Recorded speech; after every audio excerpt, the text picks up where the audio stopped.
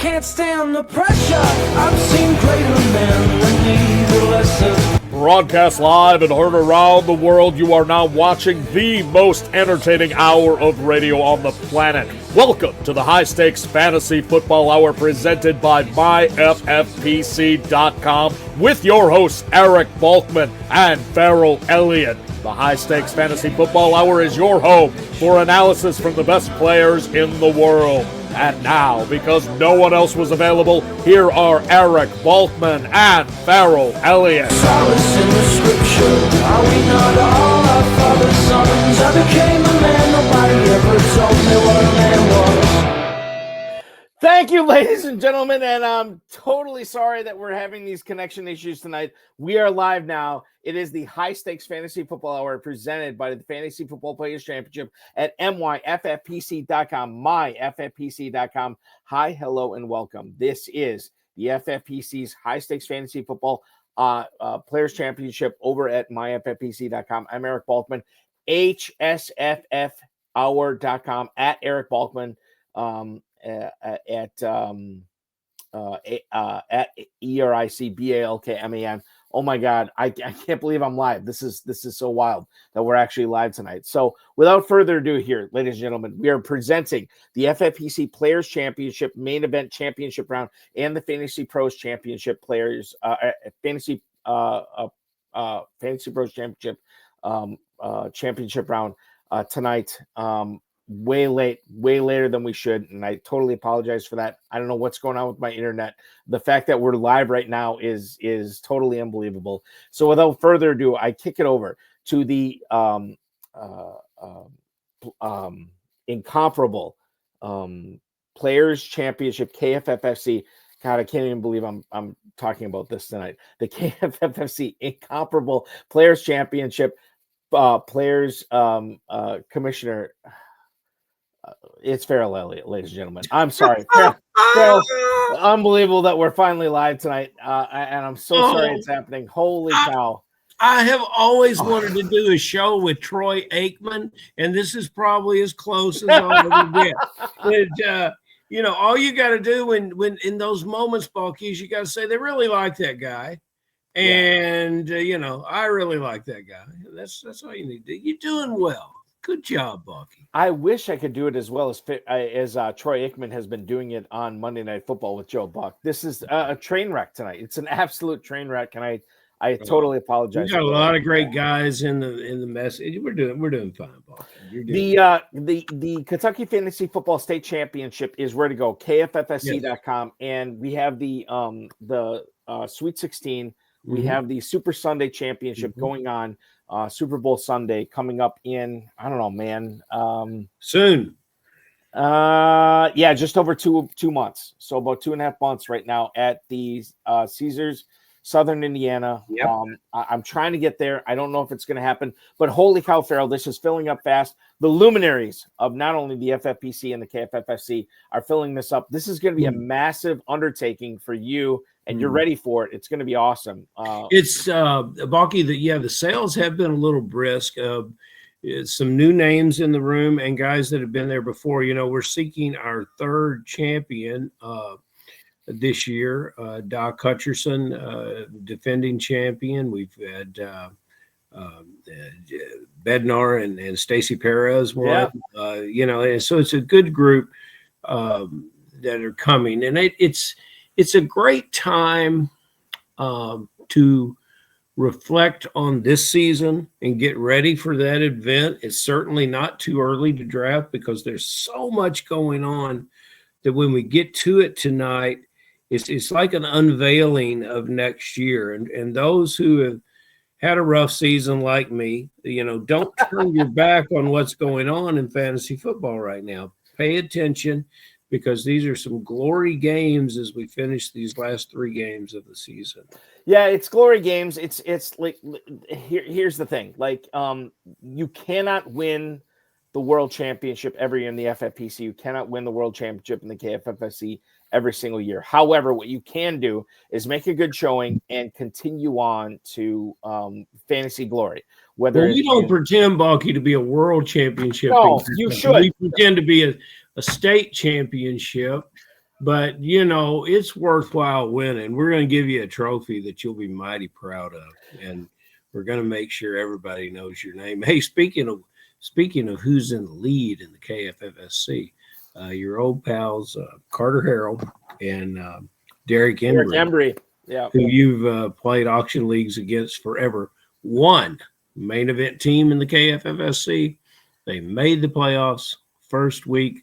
They threw out 238 points and are now in first place as we prepare for our second week of our main event championship. We come in a week ahead of the FFPC. We're a 4-week race. But enough about that. We've got a great FFPC guest to come in. Yeah. We got FFPC starts and yeah. But look, if you want to take all that you've learned this year, come apply it with us Super Bowl weekend.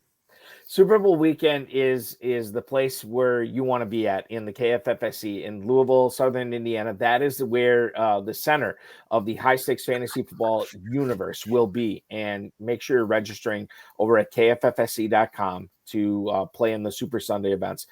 Before we can crown a champion in the Super Sunday in the KFFSC, we have to crown a champion, not only in the KFFSC main event, but the FFPC main event and the FantasyPros Championship main event. And one of the guys who has been crushing it in the FFPC main event has been Ron Ybarra, who is going to join us right now, ladies and gentlemen. He finished 16th place overall in the FFPC main event and is crushing it and looking forward to maybe $1 million payday in the FFPC main event. Ron, welcome in. Thanks so much for joining us tonight. I apologize for the late start, but I'm so glad to have you tonight. How in the hell are you? Welcome into the show. Thank you, guys. Thanks for having me on. No, terrific. Looking forward to some exciting weeks ahead, aren't we? Great. How weird was it last night? And I always, we always want to kick off the FFPC main event and the FantasyPros Championship. We always want to kick it off right to a massive start. Last night was not a massive start. Wow. 12-6 Rams over the Niners last night. Outside of Puka Nacua, you were probably disappointed, but this is what happens at fantasy football. How are your teams looking? How did you feel about what happened last night? Well, last night was such a shock, especially the Rams coming off of that huge scoring event that they had the week before. That was huge. We had some rain there in San Francisco, but I don't think that really affected the game. I was shocked to see what Deebo Samuel did after Cooper Kupp with a goose egg. I mean, these are guys. I mean, that are just. I feel for them. I mean, I've been there before. I think we all have. You have high expectations for your players, and then especially if you've gotten this far and you're looking at the potential of being in a championship and having one of those guys. That's gonna be hard to recover for some of these guys, I'll tell you. So what a shock, yeah.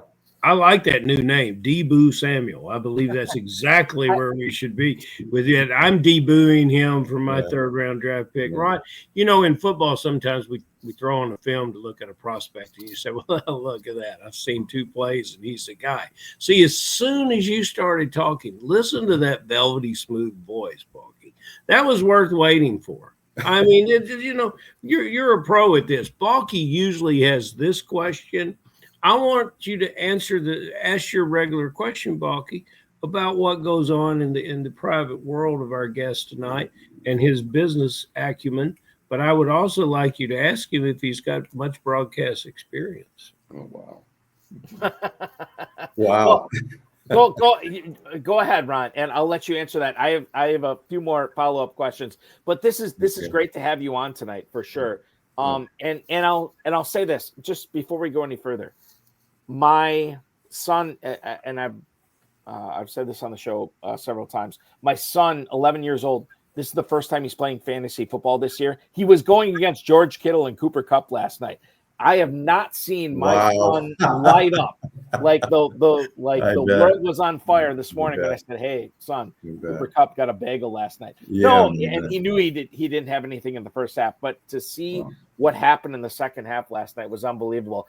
But I think, Ron, the thing we have to take away from this is it's a weird start. This doesn't normally happen, and we can't necessarily take away a ton of what happened in the game last night because of the rain and everything going on with the Niners offense, and then Cooper Kupp or whatever. it was a really bizarre start to the championship round. No doubt about it. And there's some very disappointed, some very excited people, like your 11-year-old son. That had been great for him to. You loved it. See that. And by the way, he is a legal player in Kentucky when escorted with a parent. We can, not in the casino, but we can get him up there in northern Kentucky. No. Well, congrats on all the great work you've done this year, Ron, and your league title. When I walked away from the table after I drafted this year, I felt pretty good about my teams. Yeah. One team that I thought was my weakest turned out to be my best at the end. At the end, they all reported to the sick bay. But and I was the sickest one because of the lineups that I made. We'll get to talk about lineups. How'd you feel about this team after you put it together? Because after all, after the regular season, you were 16th among how many teams, Balky? Thousands. Yeah, Balky's lost count of the teams. So how did you feel when you walked away from the table? In the championship round alone, it's just under 1,000 teams that are competing for $1 million grand prize with Ron this year. Wow, crazy! That's a lot of people, and I tell you what, it's really an honor, and it's really kind of daunting when you think about some of the players that are in this league that have been doing it at a very high level for a long time. I'm happy to be here with them. I'm glad I still have a chance to do something here this year. But I think you asked the question, how did I feel coming away from the table after the draft? And you always walk away, and one of the first things I did, of course, is I went to the site to see how the site graded me, and it's just for the hell of it, right? And I got a B-, guys. Oh, they do. Yeah, they do have that thing. I got a B-. I don't know, whatever. But I felt pretty good. Here's the thing: is that I don't play in that many fantasy leagues anymore. I think I've got a total of 3, but I have Saquon Barkley in all 3 of my leagues. Yeah. I had him rated, honestly, him and Chase and a few others higher than most people did, I think. So for me, there was one league I had to take him. I think I took him like 2nd overall because I look at the league and you look at who you're playing against and so forth. Yeah. I came you better down. get back in that league because you'll have to take him 1st overall in 2025. So Ferrell, hang on to that because I want to lead into this in a little bit. But keep going, Ron. Sure. No. So I was looking for Saquon Barkley. So coming up I was the number 8 hole, right? Coming up to number 8 pick, and I had to I had Chase ranked pretty high. I had him in the top 5 or 6, and I had to make a decision. Which one of these guys? I had them pretty close. Which one of these guys has the best chance of falling to me in the 2nd round? And by looking at some of the drafts that I'd seen and some of the ratings that some of the quote unquote experts had out there, I felt like Saquon Barkley could be that guy. I know it was a gamble, but I took it and was absolutely elated. I was beside myself when I saw the coming back to me in the 2nd round. I'm going, oh my God, he's going to be there, and boom! I expected that run on tight ends in this league to come there right at the end of the 1st round, beginning of the 2nd round. So wow, that was nice feeling to see that happen.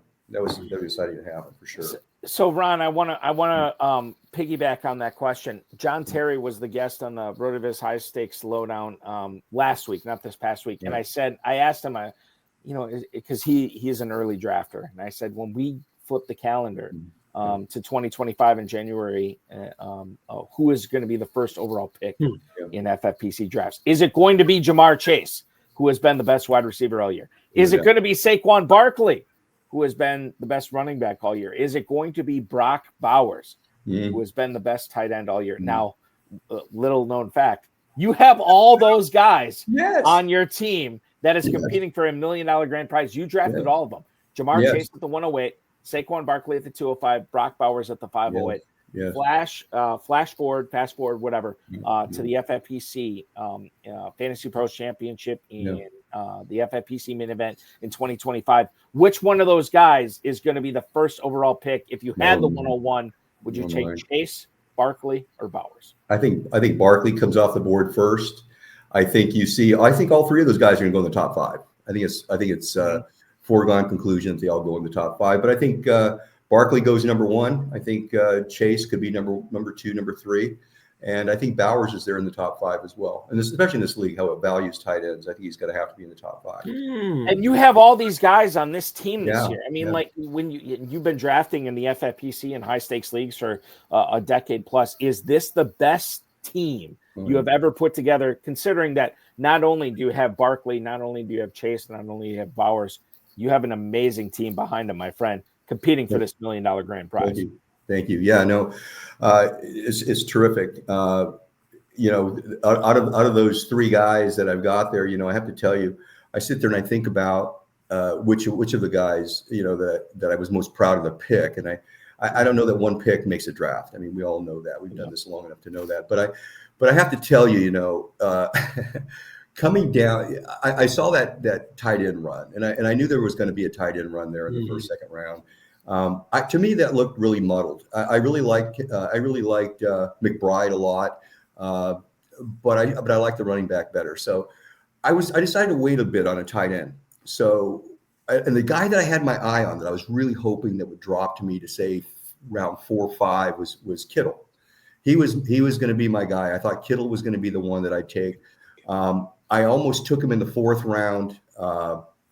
And I went, I'm going to wait one more round. I think I picked up a running back. I think I picked up a running back there after that in the 4th round. I went, okay, I'm going to wait for Kittle to come back to me. And he went right early in the 5th round. I'm sitting here coming back. I'm going, oh, God, my next tight end on my board, I want a tight end is Brock Bowers. I've never drafted a rookie tight end ever. And I had to sit here and go, okay, I'm a Raider fan. Okay, that's an admission. And we can, talk about that later. But I had to talk myself into the idea of taking him. And I'm sitting here, the clock's going down. I go, please tell me, self, I'm not making a homer pick right now. Because I really you didn't. And imagine how many quarterbacks, the Duke's mixture of quarterbacks. There you go. I got it. I got the Raider. The Raider. Yeah, you're looking good, Balky. Flash it again, Balky, because we probably won't. Right on, man. That's beautiful. That's a thing of beauty. Maybe we will. Right there. Love the shield. Okay. Love it. So Balky has buttered you up and made you feel really, really good about yourself. I got a question for you, and damn it, you better get it right. Quarterbacks this weekend. Okay. Oh, yeah. Kyler Murray and Bo Nix. And I know who I want you to start. Yeah. He's my rookie of the year guy. Yeah. 17 touchdowns, 8 picks. He's rushed for 4 touchdowns. He's just getting started. I'd like, if you got him on waivers, good for you. If you drafted him, even better. Yeah. I think, even though it's a 3-headed running back by committee there, I think this team rolls through the wide receivers. Vele is one of those players I was talking about earlier in the show. As you're preparing for next year, Vele has a fantastic story. Maybe we can get to that. Not Williams, but the other running back, McLaughlin, is it? Oh, yeah. Jaleel McLaughlin. Yeah. 4.5 yards a carry this year. So, am I going to look at your team and am I going to see Bo Nix at quarterback? That's a really good question. And that's one that I've really wrestled with a lot. I've got them both ranked very close. I look at and you're right. I mean, Bo Nix, he's definitely in contention rookie of the year. There's no question about that. I like the kid coming out of Oregon. I mean, I loved him. I honestly, when I sat there during the actual NFL draft, I'm going, please fall. I was hoping that he would fall to my Raiders, but he didn't quite make it. Okay. Okay, didn't quite make it. Yeah, because I was wondering, okay, this is the actual NFL draft. The NFL draft, yeah, the NFL draft. Yeah. Not fantasy, I get it. No, fantasy draft. The NFL draft. I like Bo Nix, I guess is my message here. And I like what he's done. He's proven me right there. But and it's a tough one for me, to be really honest with you. And I haven't completely 100% settled on that selection yet of Murray. But I started also looking at New England's record against quarterbacks in the last 3 games, and they've given up something along the lines of, was it 10 touchdowns? They're 10 passing touchdowns. Mm-hmm. But then again, I look at Indy, who's Nix is going to play this week, and they both get them at home. But they've given up a lot of rushing yards to quarterbacks this year. So if you look at that, it's like, it's a tough one. It really, really is. Well, I think our man's overthinking. Am I? No, am I I don't. overcoaching? No. Maybe Okay, I am. hold on. I'm going to say this right now. Normally, Ferrell, Here comes the butter. No. Normally, I would say you're right, but I look at and Ron, you can attest to this. I think your lineup, by and large, sets itself this week. I don't think you have a lot of tough lineup decisions because your team is so loaded. However, quarterback is really, really tough, and I got to be honest with you. Starting Tuesday morning, after Monday Night Football went final, you have probably been wrestling with Nix v. Murray all week. And I don't know if I have a good answer for you. Ferrell, you might have a good answer for Ron tonight, but I don't know if I do. Between Nix and Murray, who is going to have the better week this week? I think everything is just trending really, really well. And I agree with you. New England Patriots, looking at what's happened with that team, but you would think it's time for Arizona to do something, but they haven't hit 23 points in the last 3 games. Yeah. And I think your Denver gets busy and puts up a lot of points against this Colts team. They got a rookie quarterback too. He's you know what? He's got a winning record this year. He's 5-4 in the games he started. He's going to be 5-5 after this one. And I look forward to the future for him. The one thing that's hardest to do is have deep ball accuracy, and he's very good at that. So when he gets the other stuff figured out, it's going to be a lot of fun, but he's not going to figure it out against this Denver defense. So I think, I just really like what's going on. And I'm glad you brought up the Patriots. I got to sneak it in here. Turk said, what are you going to get? You're not going to get anything out of Pop Douglas. Turk was absolutely right. Turk was absolutely right. Read the stats, Balky. Read the stats. There's nothing there. And then we had a guy come on who was the tight end whisperer. Yeah. And he said Hunter Henry. Yeah. And Hunter Henry has been the only Patriot bright spot.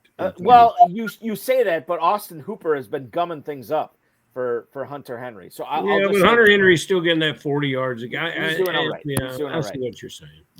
I just want to give some credit to the tight end whisperer because he was really the only pro I liked when the pros first. And I get that, and it makes perfect sense. You know what's funny about the quarterback situation for you, Ron, this weekend?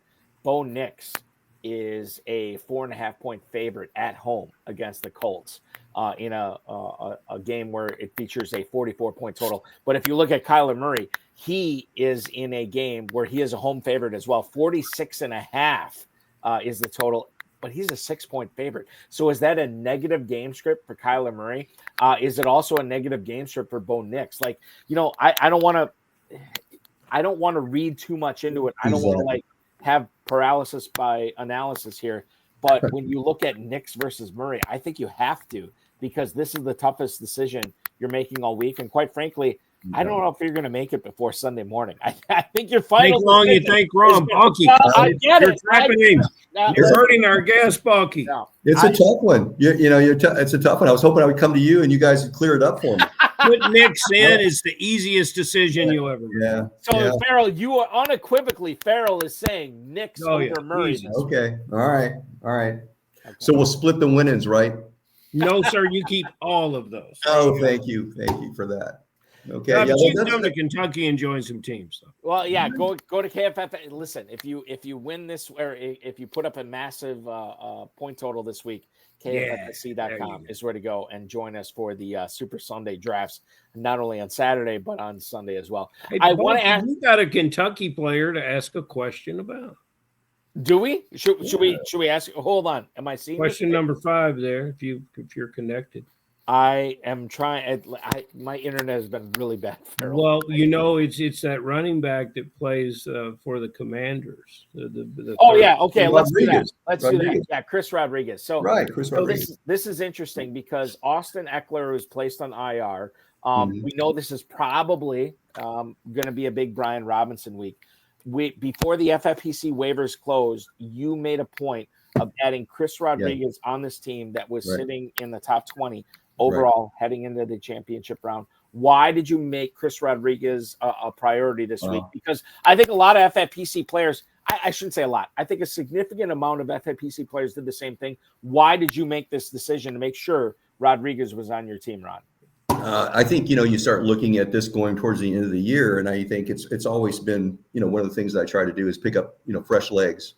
You start looking at some of these running backs that have had, a lot of wear and tear on them through the season. As teams start getting close and they know they're made the playoffs, maybe they start resting these guys a little bit. I really like what I saw out of him. I really did. And I think that's one of the things that I, kind of learned over the years is to really kind of trust my eyes, trust what I see on the field, and that. And I think there's a good possibility. In fact, there's a good possibility we could see him, in the game they got coming up this weekend, getting a lot of touches in this game as well. Just he could have been an interesting even flex play, I think, even this week.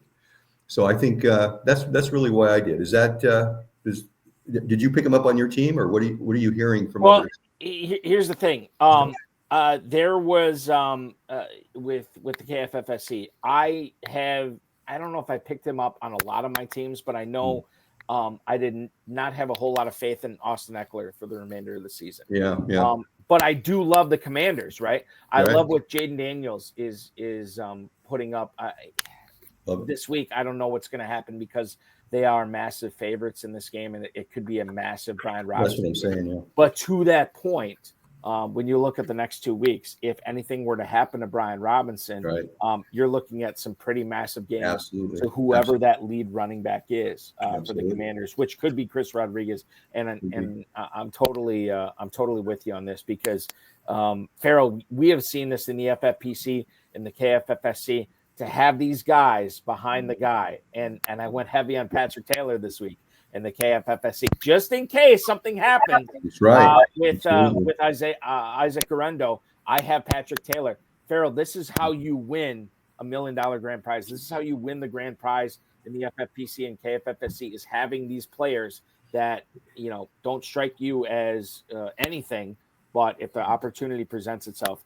they could be league winners. I love the acquisition. I hear from players, there's nobody left that can help me. Right. And that's the most foolish thing that you ever hear. I'm going to jump ahead to one question. I'm going to come back. I want, because we have someone new at Balky. I don't know if you can scroll around and see it, because we use real names over here. We got a guy working in code, all 22 FF or something like that. But he makes a real nice statement. I like this.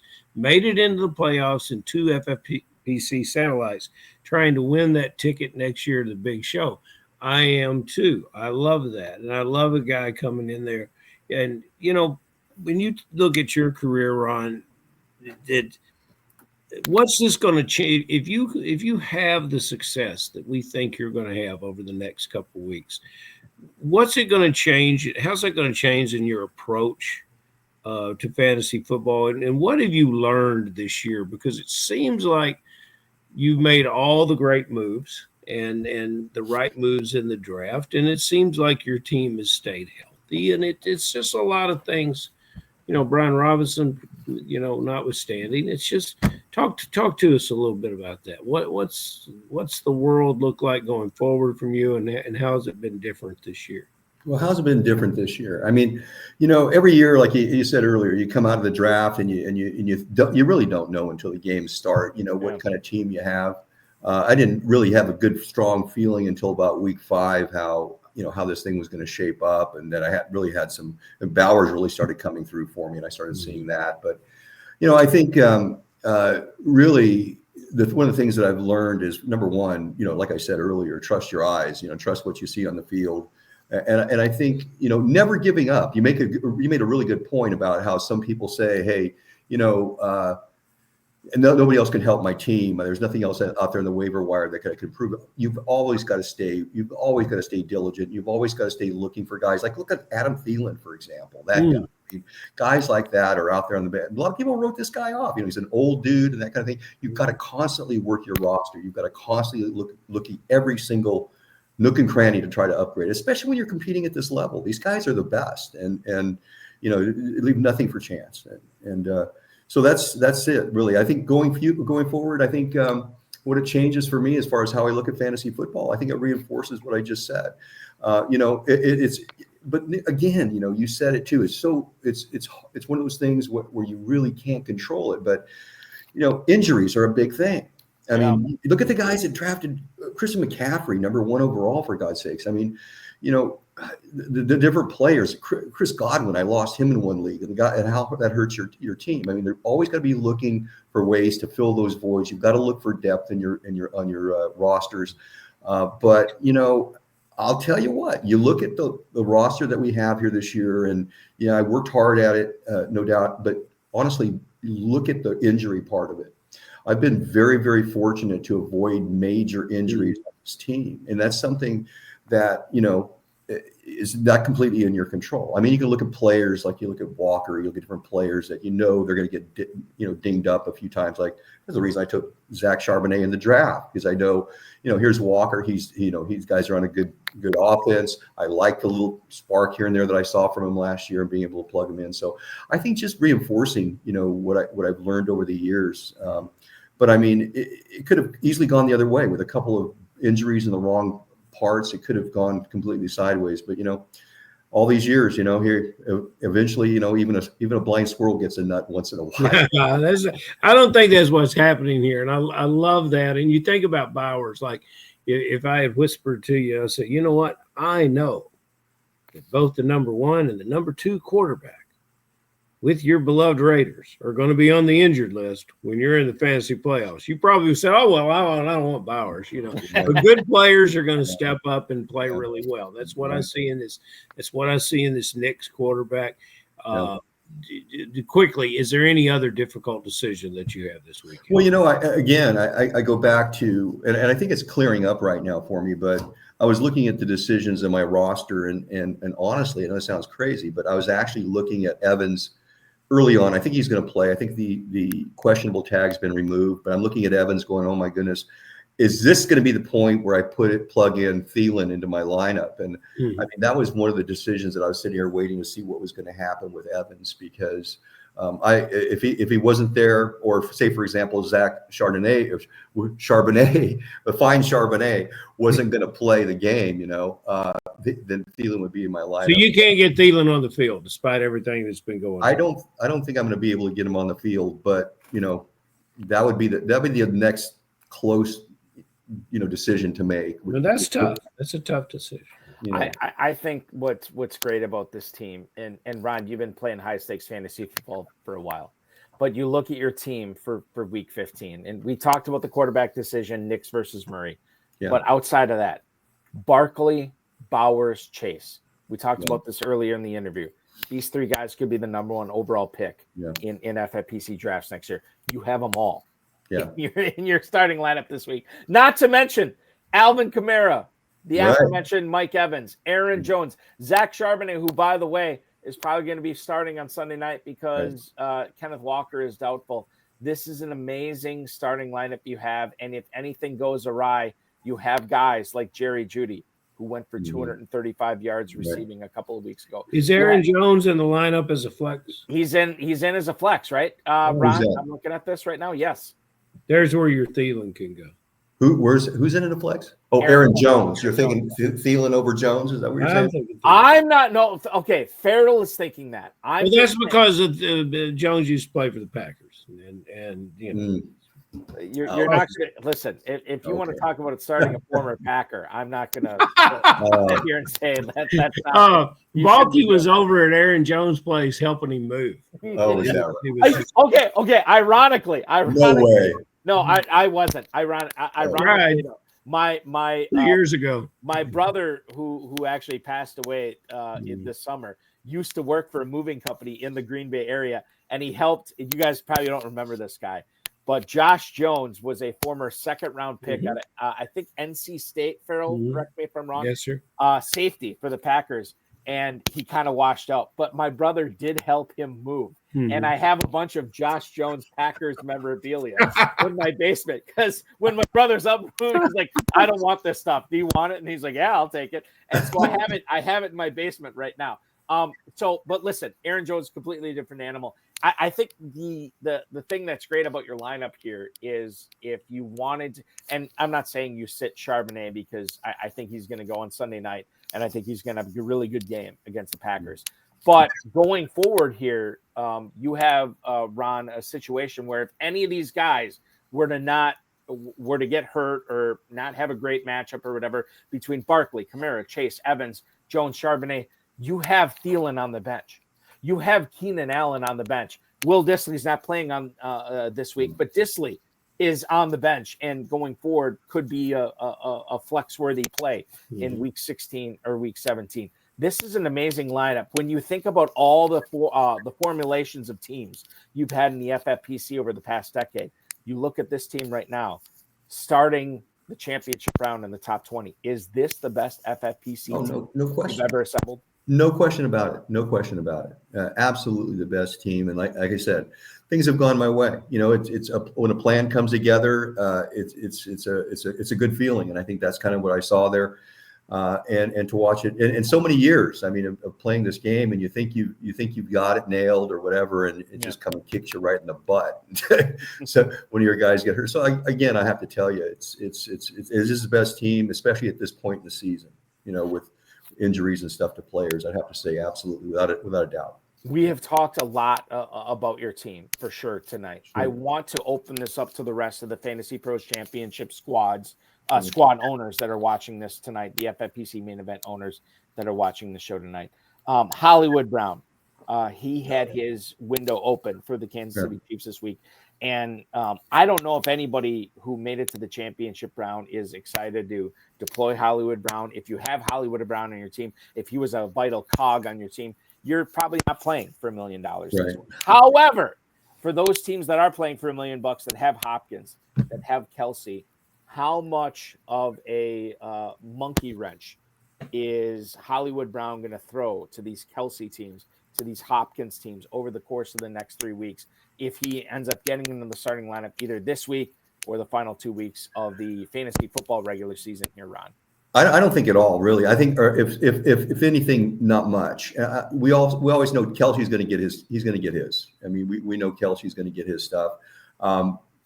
Hopkins, I mean, I don't see it. And you know, the big question here really is, does he play? I mean, at what point is he actually going to play, and how much? How much are they going to let him play coming off that injury? I don't know. And so having a player coming in after an injury, there's always all these question marks.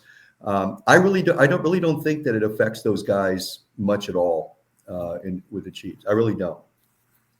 Full disclosure, Ron, on the advice that I've been giving you tonight, because it's very well thought out, and it comes from my heart and my head. My best team in the toilet bowl is 721st.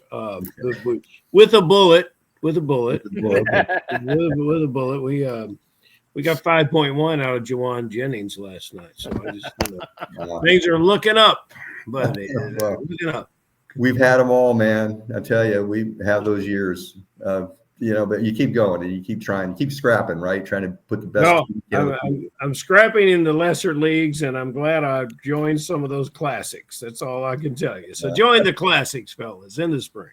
I will just say real quick on the game last night, it was a whimper into the championship round for the FFPC, but sometimes when you enter with a whimper, you go out with a roar, and that is how I'm viewing these last, the remainder of week 15 and then week 16 and week 17. I think we're in for some insane stuff here, guys. I do too. Stuff going forward. Right. Yeah, I agree. Let's do this. Ron, we're talking with Ron Ybarra, the 16th place finisher in the FFPC regular season here going forward. An insane amount of talent that you have assembled this year. You've already said this is the best team that you have put together in the FFPC. I want to ask you, because you have been a longtime veteran of the FFPC, there is a little bit of a jump that you deal with anytime you're leaving your office leagues or your home leagues, your family leagues, your baseball leagues, your whatever, to enter the FFPC. I always say it's not a huge step, but it is a step in competing for $1 million grand prize over the course of the last decade. What's the biggest lesson you've learned? If you were to impart any advice to people that are making this leap from their home leagues to high stakes leagues in the FFPC, what's the biggest learning curve that you've encountered? What's the biggest thing you've had to deal with? Well, I think, it starts with the draft. And I think, you've got to look at this from the standpoint of starting with the draft and looking at it and letting it come to you usually, when you're, depending on where you're at in the sequence of things, but, not trying to push things, not trying to fall in love with a player and saying, I've got to get him and going after him that way, or becoming a homer or whatever you want to call it, but becoming a homer for a particular player, falling in love with him. Every player has some value, and remember that, and to remember that, it's going to come back your way, and don't push it. Let things happen, let things unfold in front of you, and take the best player you possibly can when it's your turn. I mean, that's it. Don't push it. And I think that's one of the best things I can say about this, particularly about the draft. And the rest of it, like we talked about earlier, is that just you got to keep digging. You got to keep. It's competitive. I mean, you're dealing with some of the best players in the entire world, and you can't miss opportunities to pick up a good player. You always got to constantly be looking to improve your team. And there's no, and we have a lot of fun with our local leagues. I mean, believe me, I have a local league I've been playing in for 20 plus years. And we have those guys won't talk to me. They right this year they're telling me that I have Martha Stewart level inside information or something like that. Well, hopefully you won't get thrown in prison for any I hope that Martha Stewart. I don't know. But so and actually, some of the guys in our local league do play in this FFPC league as well, and I've got them into the league as well. Originally, years ago in high stakes fantasy, but we love your format here. It's fantastic, and I love I wasn't real sure at first with the tight end thing. I think it was one of the things for me when I first started looking at this league is, for playing in high stakes fantasy, because they came out of a different high stakes fantasy league that went defunct, WCOFF years ago. But when I came to this league, I was a little, looking at this, and there's a lot of money involved. What's the security? Looking at how does that money secure these guys for real? And you guys are. And then looking at the format, like I said, I was a little reluctant to tight end, and I started thinking about it a little bit. I really like the two flex positions was fantastic. So I think, if guys are on the fence and they're thinking about playing, hey, give it a shot. If you don't go and jump into the main event, at least do a satellite league. At least do something. You get your feet wet in this thing, because there's nothing like it. I mean, it's a real thrill. I mean, we have a lot of fun joking around with our friends at home and having a beer and some pizza and stuff, doing our draft and so forth. But there's nothing like it. Us lesser mortals try to win some of those leagues, we come to you for advice. So, you don't probably know what a sleeper is since you drafted all future Hall of Famers, but I would like to know one that could possibly be added to a lineup with free agency now largely a thing of the past in most leagues. We'll say just added to the lineup, not added to the team. We want a sleeper. You can't give us somebody we've already talked about because we want some new information. And then who's going to be the guy that other lesser mortals will start and suffer tremendous consequences for starting that player because he's going to have a bad week. Oh boy, I'll tell you what. The guy. You first of all take the bad one, right? Who's going to be that guy that I think is going to let a lot of teams down this week? And I have him in one of my leagues, so I'm sitting here going, "Oh my God!" I'm thankful that I have Zach Charbonnet in that league also. I can plug in the hole. Yep. But I'm looking at Cook, and he had an awful game last time around. Who are we talking about here? Cook. James Cook. James Cook. Thank you. Yeah, he had an awful game. And I think what he was like, I didn't play him. Unfortunately, I put Charbonnet in his spot. So I played Charbonnet. That's where the inside information came from. Why did you play Cook? You should have played Charbonnet. Why'd you stuff? So anyway, in any case, I think he's going against some really tough defenses. And a lot of people are going to plug him into the lineup. And you don't have a choice. If you've drafted Cook, you're thinking, man, I took him high. I didn't, he's not like a 10th round pick or something. You took this guy, you put some draft capital on this guy. So I'm going to have to disappoint you that he's going to have another bad game this week. And I think it's going to go against that Detroit defense. He's not going to have any room. I just don't think so. So I hate to say it. I'm not going to play him in my other league. I'm I'm in a fortunate position there where I don't have to, but some guys are going to have to do that. I don't know how you get around it. What's interesting about the James Cook thing, I have a local fantasy football show I do here in Northeast Wisconsin, and we have our studs of the week, our busts of the week, our pickups of the week, and my stud of the week for week 14 was James Cook. Oh, was it? I saw a lot of great things for him this past week, and it didn't happen. Right. And again, the audience we're pandering to here is not playing in deep 12-team, 20-man roster leagues. And his pickup of the week, one of my co-hosts, was Ray Davis, who crushed it last week, which was really, and I said to him, like, what did you see that you said Ray Davis was your pickup of the week and James Cook was going to take a back seat? And he just said, I don't know. It was a gut feeling. And sometimes, and I was talking to another FFPC player this past week, and I said, when you get this deep into the season, there are so many injuries, there are so many different things going on, it becomes less and less predictable. And that's what makes it so fun. That's what makes it so maddening. And I could easily see, like, the thing is, we have a 54.5 point total game in this Lions-Bills game. I have no idea what to expect. Montgomery could get 3 touchdowns. Amon-Ra St. Brown, who I actually like quite a bit in this game, could get like 3 for 50. We could see James Cook going 20 carries for 110 yards and 2 touchdowns. I could see him duplicating what he did last week, where he gets 5 to 10 carries for 30 yards and no touchdowns, and Ray Davis is the guy. Like, the Bills going forward here is such a tough thing to predict going forward. We didn't get our sleeper.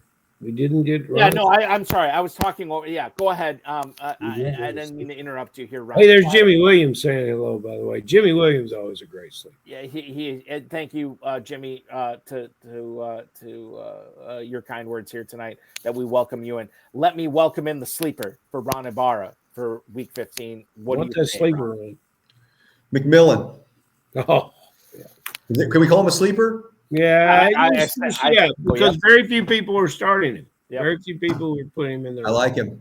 I like him a lot, and, for reasons that we've already discussed, really. But I think he's the guy this week.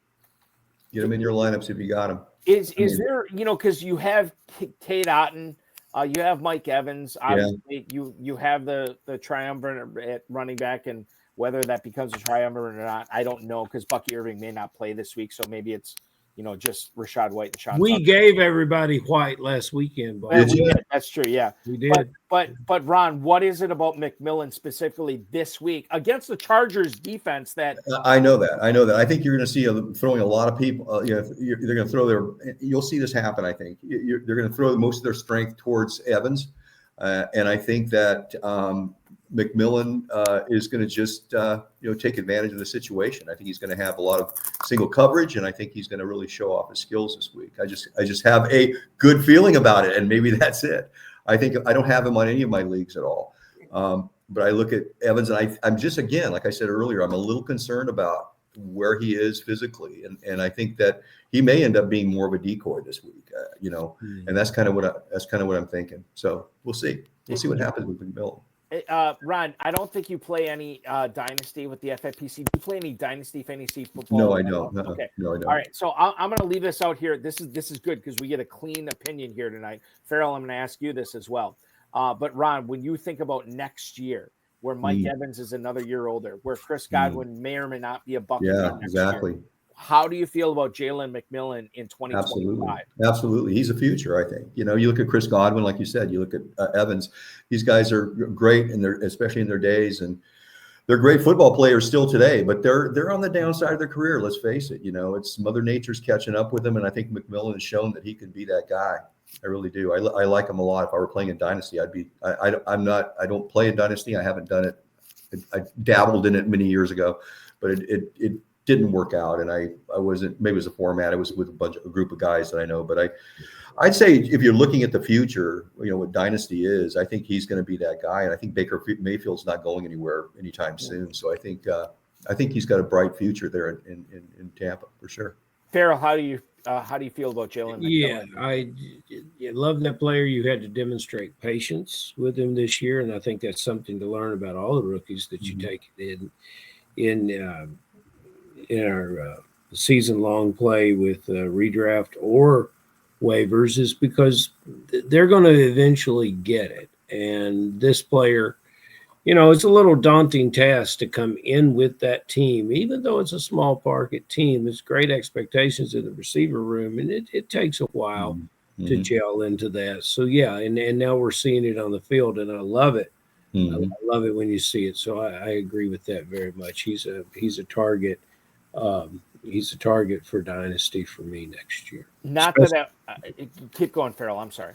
Oh, I was just going to say, especially startups, because he's owned likely everywhere else. Yeah. Speaking of being owned everywhere else, so I don't want to keep this bringing my son back up into the conversation. He's a fine young man. He is a great young man. So we were watching the Rams-Niners game last night, and I was telling him how I just missed the playoffs in one of my dynasty leagues, a private dynasty league that I play with some other FFPC players or whatever. And I said, yeah, it stinks, but yeah, maybe I'll get the number 1 pick next year, and I could take maybe Ashton Genty out of Boise State. And my son said to me, he's like, Dad, why would you take a rookie with the first overall pick next year? And I had to explain to him, like, well, son, you carry in dynasty, you carry your rosters over. You own these players. And then his eyes lit up like it was Christmas morning. And he's like, oh, so you could get this rookie with the first, and he's just it's like his eyes opened up to the future of fantasy football, which could be dynasty fantasy football. I don't know. But now he is super rooting for me to stink and get this number 1 overall pick next year in the one dynasty league I did. We'll see what happens. Ron, do you follow college football at all? No, I really don't until we start looking at towards the very, very end. We start getting towards the end of the season. I'll start watching. And, a lot of it's because I'm looking for, what's going to be coming up to the NFL for the following year is really, I don't towards the end of the season. I'll put it that way. It's really when I start watching a little bit. The best thing to do for that purpose is watch the Senior Bowl and the East-West Shrine. Yeah, that's a big one. Sure. We're coming up to the end of the college football season. We have come to the end of this interview tonight, Ferrell. I know this is a weird question to ask in week 15, but I'll let you go ahead and ask Ron the final question of our talk tonight. No, I've already asked it, buddy, about the sleeper and the player to put in the lineup. That's true. I apologize. You were present here. Yeah. You were with us earlier, about 10 minutes ago. I was. When we were. It's that chain you're wearing on the neck. The burden of being a Raider fan is so strong, Balky. Are you the real deal, Balky? Are you a Raider fan? No, I'm not. He does that to honor my affliction and affection with. So Ferrell is the Raiders fan in the room, right? And we had John Terry, who has finished last year. He finished in the top 10, 2 different teams in the top 10 of the FantasyPros Championship. So when he was drafting out in Planet Hollywood, live in Las Vegas, he bought this at the Planet Hollywood gift shop, and he said, "Hey, anytime you guys talk Raiders on the show, you got to make sure." So I love it. I do apologize. I realize it now. You said your sleeper. You said your bust. I get it. It's okay. So here's the thing I want to leave you with tonight. Number 1, thank you for joining us tonight. Such a pleasure to pick your brain. Number 2, this is a hell of a team you have put together this year. This is different than if we were interviewing you in September or October. This is a legit thing where you have a real awesome chance at making a dent or perhaps winning the $1 million grand prize in the FFPC main event. So we're rooting for you. We hope you bring it home. And the last thing I'll say, if you do win it, and if you do bring home a 7-figure grand prize, I am booking you onto the show again. Yep. We're going to talk all about it. We will see you in the winner's circle, sir, and your invite to come to Kentucky will be in your inbox tomorrow. Yeah, that's right. Deal, guys. It's been great. Thanks for having me on. I appreciate it. Thank you, Ron. I hope to see you. Sounds like fun. Yeah, that's the plan. Thank you, Ron. Be good, and hopefully we'll talk to you real soon. Sounds perfect. Take care, guys. Good luck to you both.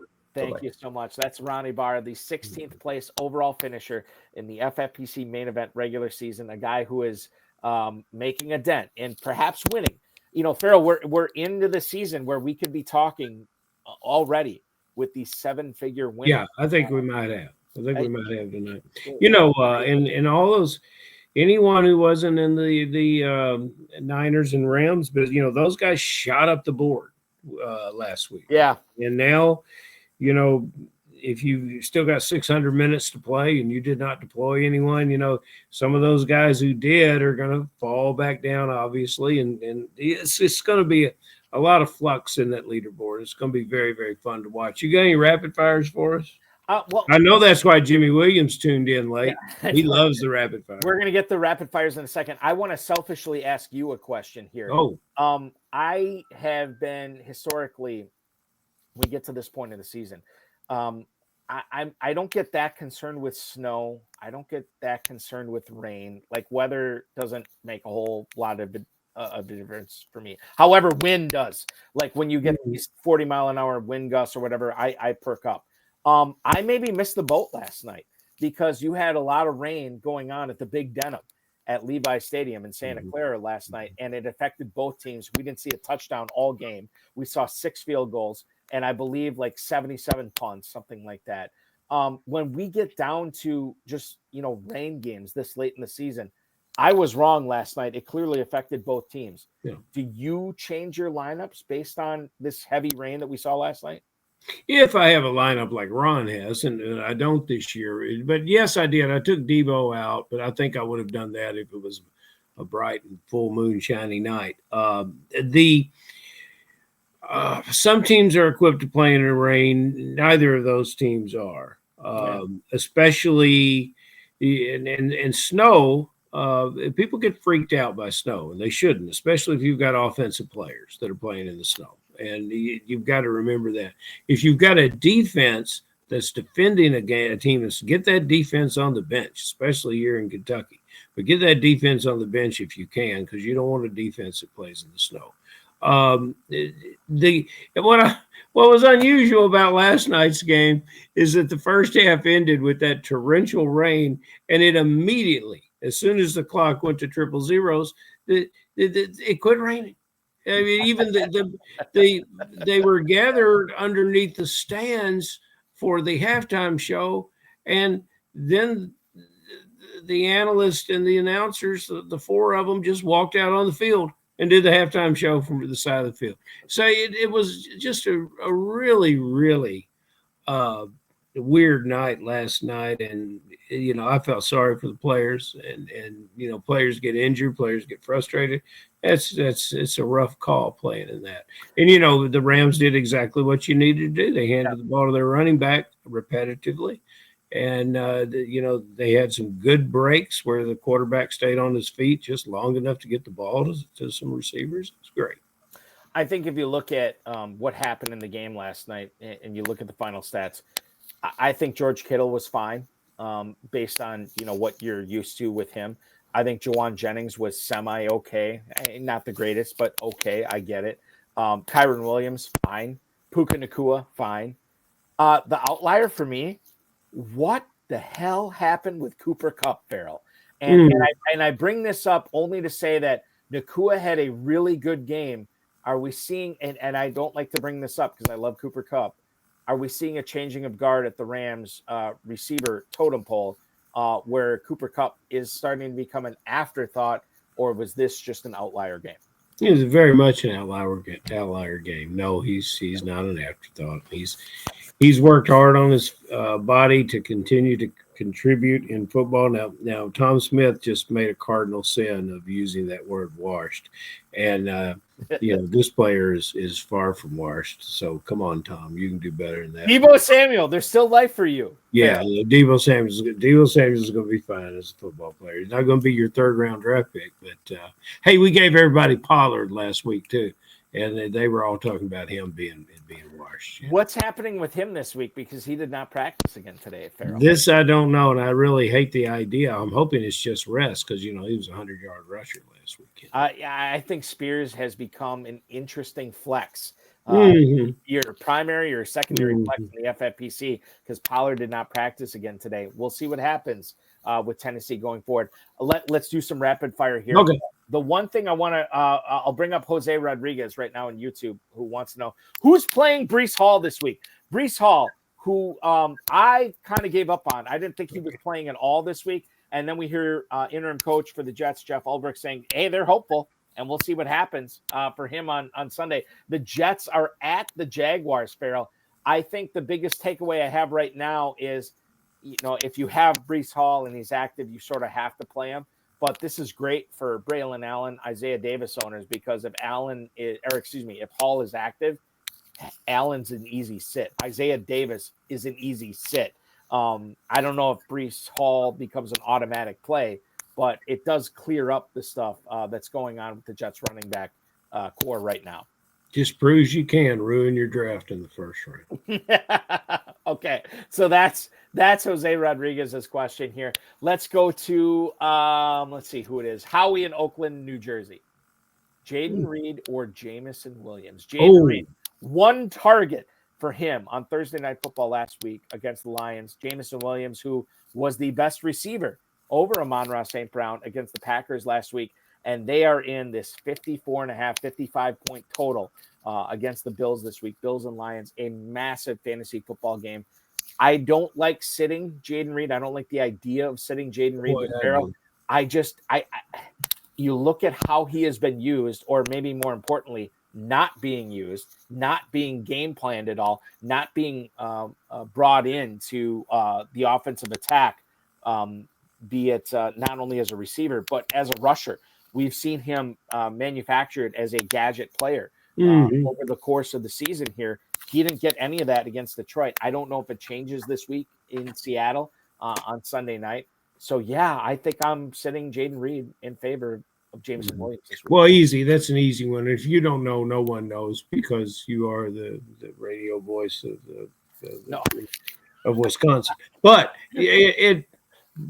see, this is the bias. To see our gentleman asking the question here, he's biased because he's just loves Jaden Reed. You know, it's like I really appreciate Michael Pittman. I think Michael Pittman has a pretty solid game, but I doubt if he'll get in my lineups much this week. It's the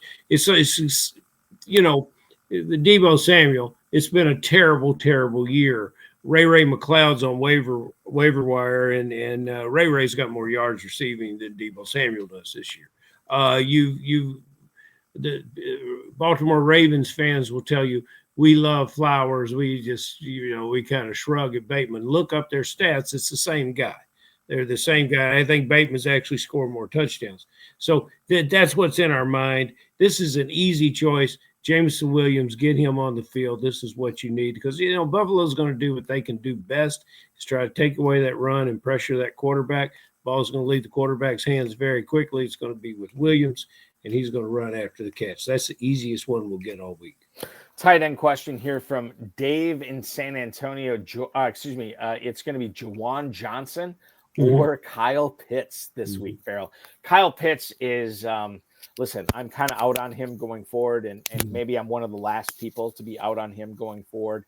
But for the people that did draft him this year as their back end tight end one, and then maybe they got Juwan Johnson later, how do you feel about these two players this week when you consider Kyle Pitts is on the road against your Las Vegas Raiders, and then you have Juwan Johnson at home against the Washington Commanders with Jake Haener in at quarterback? Which tight end would you rather deploy?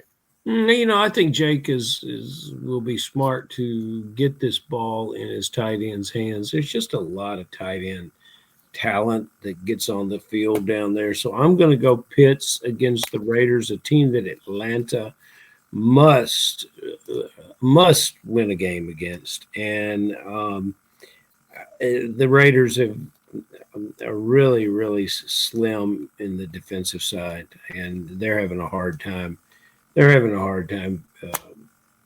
Executing the kind of defense that they want to run.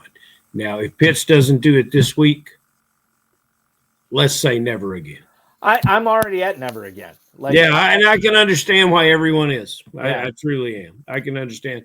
But he has the chance to, and the way we're going to win now, we're not playing head-to-head. We're playing to catch Ron. Right. And you're not going to catch Ron with Juwan Johnson sharing his multiple tight end situations. And his multiple tight ends on his roster.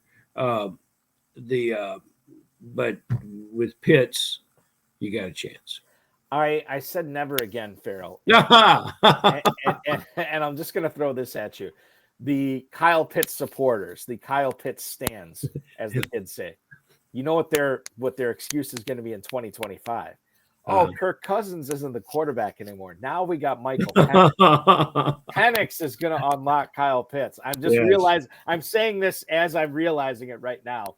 So Kyle Pitts yet again has another excuse locked in 2025. We'll see what happens. I wish we could get a little Penix before the year's over. I would love to see that. I would love to see that for sure.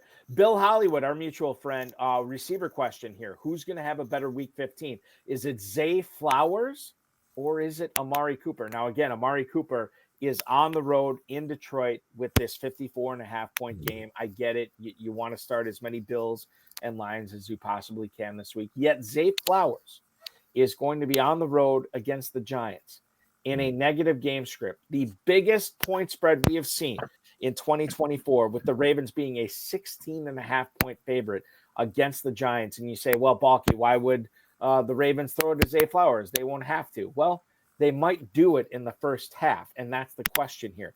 Do we play Zay Flowers in a game where his team should dominate, or are we playing Amari Cooper in a game where both teams should be throwing the ball a lot to keep up with each other? This is a great question from Bill Hollywood here. What Flowers does will look really, really good in the film and the highlights. What Cooper does will look better in your score. Go ahead and play Cooper in a chaser game.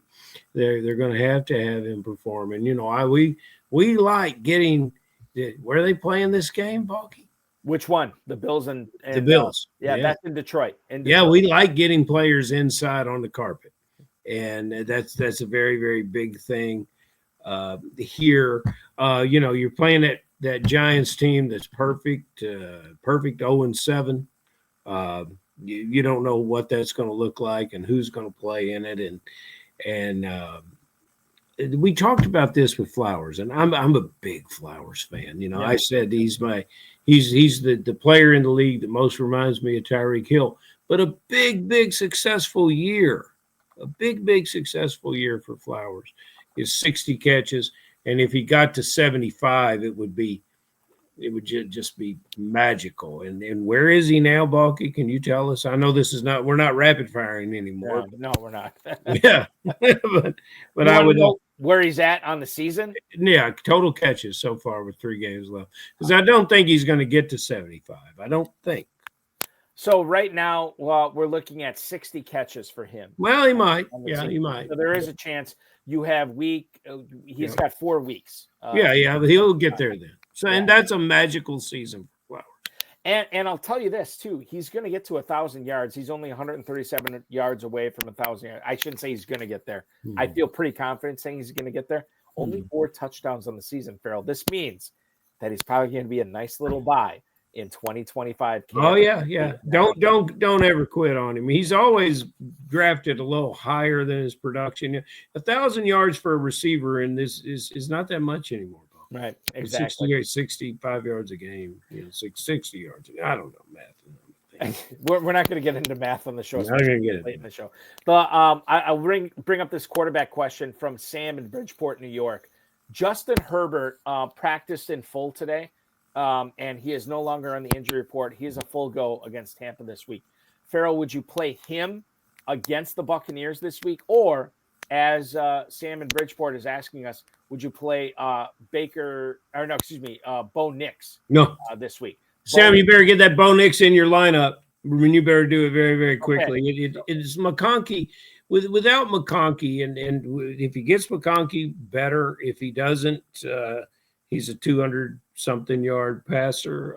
Nix is your easy play here.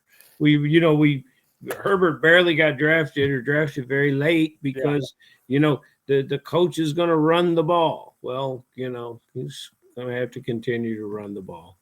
200 yards from Herbert without McConkey, 250 with him is a big thing. McConkey is questionable right now. I say, hey, practice limited all week last week. He should be good to go. Well, that's what happened last week. Donkey didn't play. So yeah, it stinks.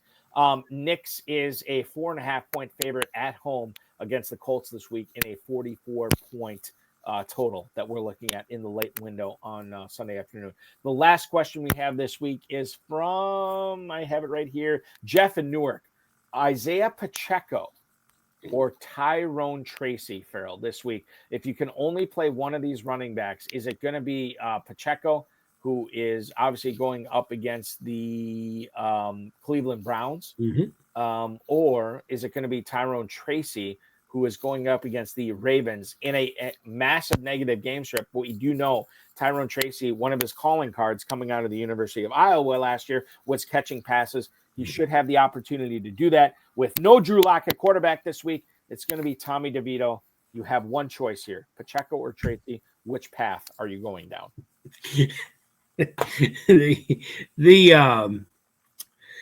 They've got to move the chains to get the first downs to keep hitting the running back to get the volume, and I don't think they'll do it. You think about this. You got one of the greatest quarterbacks in football. He's not having the fantasy football year we want. He's handing the ball to Pacheco, the hardest runner, who's recovered from that injury and has fresh legs, and Kansas City is really looking to get out and win a game beyond what will come down to a game-winning field goal against this team. Yeah, you're going to play Pacheco here, and you love the athlete in Tracy, but you're just going to get little small samples of what Tracy can do. Pacheco is going to be leaned on by this team, and don't even think about it. I am a weak man. I've said this before. When it comes down to decisions like this, and I would never encourage people to adopt the same philosophy I have to this, but I always look at it, who am I going to be more ticked off if I sit him on the bench,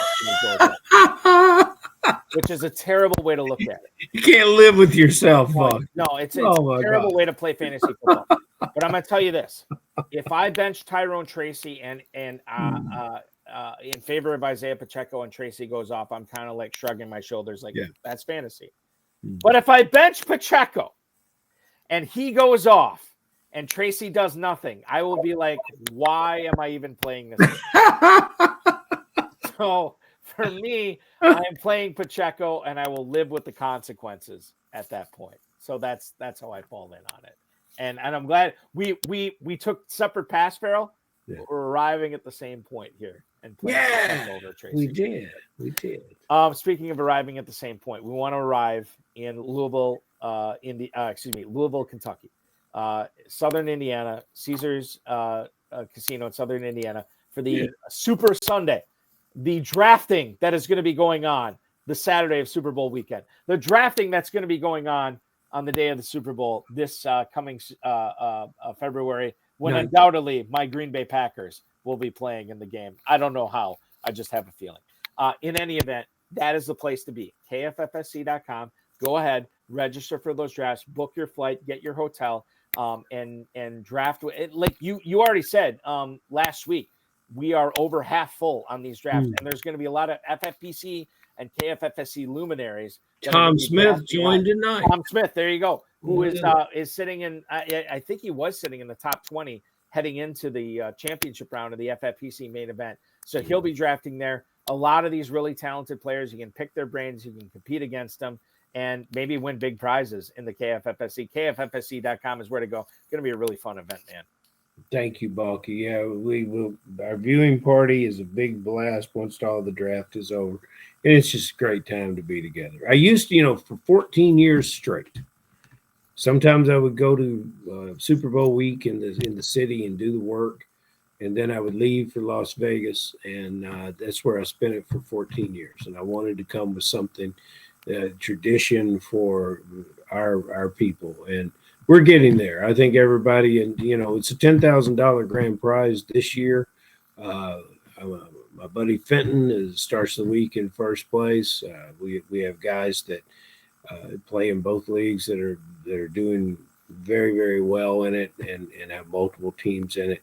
So we're we're going to look forward to seeing anyone and everyone who wants to be there. And it's our third one, and we're looking for our biggest crowd yet. I would say this too, for like the high stakes industry, like this is your kickoff for 2025. It is the KFFSC and getting things underway. I've drafted in it before. I've loved the value I've gotten on certain rookies. If you want to fade rookies, you can build a juggernaut that way too. It is a wide open competition, and it's a lot of fun each and every year. Register now, kffsc.com. Ferrell, thanks so much for hanging out with me. I apologize for the late start. I'm going to be calling TDS right when we get up. No apology needed for you, Balky. A good Okay. thing is always worth waiting for. And I hope you please come this year because, math isn't my thing. This is actually our 4th year. But nevertheless, Balky, we want you there. Thank you, Ferrell. I appreciate you so much, and I will talk to you again this time next week. See you, buddy. That is Ferrell Elliott, the definitive commissioner of fantasy football over at KFFSC.com. I want to thank him, Ron Ybarra, the 16th place overall finisher in the FFPC main event regular season, who has his not delusions of grandeur, a guy who could win the $1 million grand prize this year in the FFPC main event. I want to thank the FFPC, Rob, Bryce, of course, each and every one of you. We will be back at 10 o'clock this coming Friday, a week from today, with the FantasyPros Championship 35th place team, 35th place overall finisher in the regular season, Tommy Island. For those of you who are fans of the show, Tommy Island makes his return to the broadcast next week. That's going to be a lot of fun. In case you missed the RotoViz High Stakes Lowdown this past Tuesday, I interviewed 20th place overall finisher in the regular season of the FFPC main event, Mark Davidson. He had a lot of great stuff to say about competing for $1 million grand prize in the FFPC main event. You can watch that on any of the FFPC socials. We will be back with the High Stakes Lowdown this Tuesday at 10 p.m. Eastern time. Last night, we had on the Better Sports Network's High Stakes Fantasy Football Show, Bradley Stalder from Player Profiler, a guy who plays in the FFPC Pros versus Joes every single year. He hosts the Stat Counters program with longtime FFPC player Dan Williamson, and he also hosts the Man versus Machine podcast on the Player Profiler network with Ryan Reynolds from Establish the Run. That is a great show. We got into a lot of stuff with him leading into the Thursday night broadcast last night, Thursday night football broadcast last night. And we also got a lot of great stuff from him. If you are playing in the FFPC Weekly Challenge in what players to choose, remember those lineups lock at 1 p.m. Eastern time on Sunday. We will be back with the High Stakes Fantasy Football Show with Doug Orth from Fantasy Points and FF Today, 7 o'clock this coming Thursday, only on the FFPC family of networks, as well as the Better Sports Network socials too. Now, play the FFPC Weekly Challenge, obviously for week 15. No draft, no salary cap. You can draft whatever, or you can choose whatever players you want, just no duplicates. If you want to get Tommy DeVito, you can't have Malik Neighbors. If you want to have Will Levis, you can't have Chiga Conquo. One player per team, essentially, on this lineup. 10 players or 12 players if you want to play with kickers and defenses. Enter for as little as $35. Win up to $2,500 in 10, 30, or 100 team contests. That's available at myffpc.com. The one thing I forgot to bring on tonight was the launch of the world famous FFPC playoff challenges. Those are live right now. You can register and play fantasy football until hell freezes over. You can enter for $35 and win up to a $100,000 grand prize, or you can enter for $200 and win up to a $500,000 grand prize. myffpc.com, myffpc.com. Get those entrants or get those entries listed right now. Pay for those entries. We don't know who the playoff teams will be yet, but I can tell you that these contests usually sell out every single year. So the earlier you can get these entries set aside and build these teams after the playoff field is set, the better off you're going to be. So register now, myffpc.com. Again, myffpc.com for both the weekly challenge and the world famous FFPC playoff challenges. KFFSC.com is where to go to play in the Super Sunday contest coming up, Super Bowl weekend of 2025. Hey, listen, we're like 2 months away from that. It is coming up super fast. Register now, kffsc.com. Remember to like this video, subscribe to the channel, comment on the video, share it with your friends, share it with your enemies, and get notified so you know each and every time we go live, which will be coming up Tuesday night at 10 p.m. Eastern time for the RotoViz High Stakes Lowdown. This show will go live again at 10 p.m. this coming Friday. We're going to have a great show for you coming up into the second week of the FFPC Main Event and FantasyPros Championship round, as well as the KFFSC Main Event Championship round. Thank you so much for watching, everybody. I hope we helped you, and I hope the ball bounces your way in Week 15 of the NFL. Thank you so much for watching. Your weekend officially starts now. Can't stand the pressure. I've seen greater men than me, the lesser. Broadcast live and heard around the world, you are now watching the most entertaining hour of radio on the planet. Welcome to the High Stakes Fantasy Football Hour. By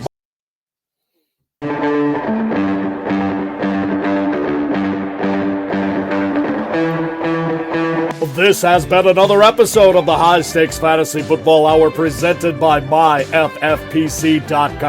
It was broadcast live and was watched around the world. Balky and Ferrell will be back next week with more analysis, more interviews, and more advice from guests much smarter than they are. Thanks for watching, and we'll talk with you again next week.